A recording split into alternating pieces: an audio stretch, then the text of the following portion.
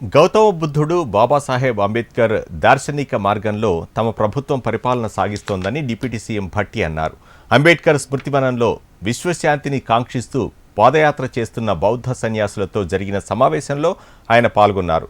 బుద్ధవనం గురించి రాష్ట్ర ప్రభుత్వం ప్రత్యేక శ్రద్ధ తీసుకుంటోందంటున్నారు ఆయన. అంబేద్కర్ జీవిత చరిత్రను, వారి సందేశాలను, వారు చూపించిన మార్గాన్ని రేపటి తరాలకు తెలియజేసేలా ప్రత్యేక ఏర్పాట్లు చేస్తున్నామని డిప్యూటీ సీఎం భట్టి అన్నారు.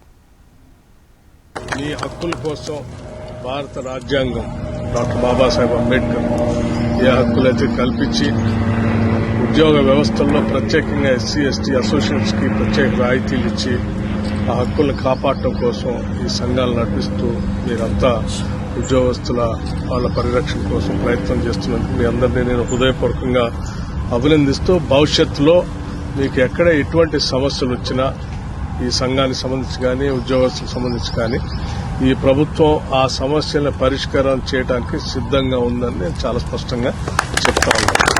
అవి ఎటువంటి సమస్యలైనా ఆ సమస్యలన్నింటినీ అడ్రస్ చేస్తా ఉన్నాం. వచ్చిన 2 సంవత్సరాల నుంచి కూడా మీ గతంలో విద్యుత్ శాఖలో ఉన్నటువంటి మంత్రులు కానీ ప్రభుత్వం కానీ ఏ రకంగా మిమ్మల్ని చూసిందో మీకు తెలుసు. ఈ ప్రభుత్వం ప్రజాప్రభుత్వం ముఖ్యమంత్రి రేవంత్ రెడ్డి గారి నాయకత్వంలో వచ్చినటువంటి ఇందిరమ్మ ప్రభుత్వం కాంగ్రెస్ ప్రభుత్వం వచ్చిన తర్వాత ఏ రకంగా ఉద్యోగస్తుల్ని మీ సంఘాలని ఎప్పుడు సమయం అడిగినా అప్పుడు సమయం ఇస్తున్నాం.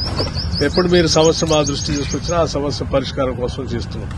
మేమెవరూ ప్రభుత్వ పరంగా సంఘాలపైన కానీ ఉద్యోగస్తులపైన మా అభిప్రాయాలను రుద్దట్లేదు. మీ అభిప్రాయాలను తీసుకొని డెమోక్రటిక్ గా ఆ సమస్యల పరిష్కారం కోసం ప్రయత్నం చేస్తా ఉన్నాం. సో దీన్ని మీరందరూ కూడా సహకరించి హర్షిస్తారని ఆశిస్తూ భవిష్యత్తులో మీ సమస్యలన్నింటినీ ఇదే రకంగా గతంలో ఎట్లా అడ్రస్ చేశాం భవిష్యత్తులో కూడా చేస్తామని మీ అందరికీ సవినయంగా మనవి చేస్తూ